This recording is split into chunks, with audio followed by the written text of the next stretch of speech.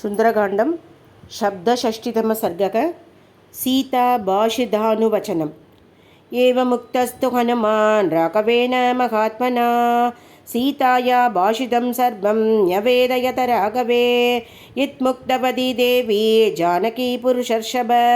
पूर्ववृद्धम् अभिज्ञानं चित्रकूटे यदा दत्तं सुखशुब्धद्वया सार्धं जानकी पूर्वमुद्दिता वायस सकसोद्बद्ध्य विदधार स्तनान्तरे पर्यायेन च शुद्धस्त्वं देव्यङ्गे वरदाग्रजक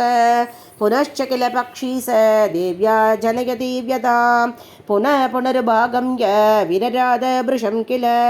ततस्त्वं बोधितस्तस्या शोनिदेन शमुक्षितः वायसेन च तेनैव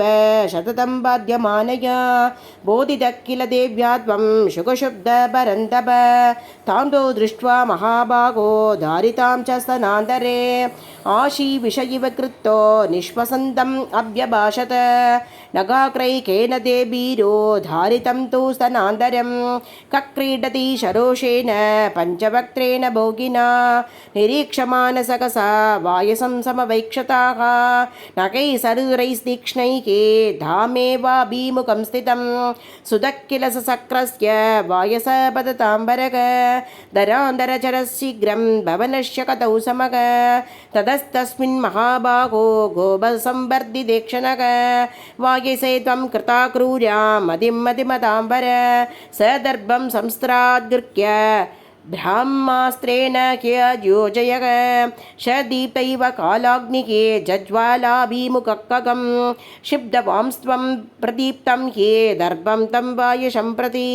तदस्तु वायुषं दीप्तः स दर्भो अनुजगामः स पित्रा च परिदग्ध सुरैः च शमहर्षिभिः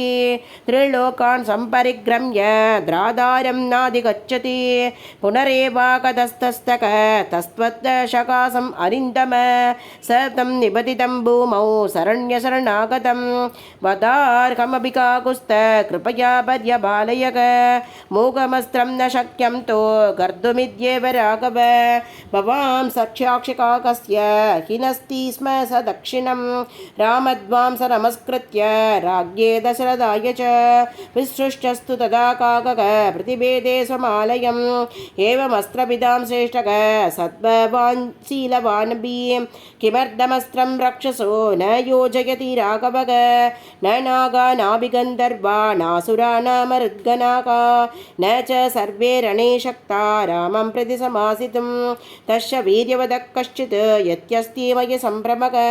शिभ्रं सुनिषेधैर्बाणैः हन्यतां यदि रावणः प्रातुरादे समाज्ञाय लक्ष्मणो वा परन्तपः स किमर्थं नरवरो न मां रक्षति राघवः सक्तौ दौ पुरुषव्याघ्रौ वायुवग्निसमतेजसो सुराणामपि दुर्दर्शौ किमर्थं मामुपेक्षतः ममैव दुष्कृतं किञ्चित् मगधस्ति न संशयः समर्थावभितौ यन्मा नावेक्षेते परन्तपौ वैदेक्या वचनं श्रुत्वा करुणं शाश्रुभाषितं पुनरव्यः मार्यां तामितं वचनम् अब्रवम्।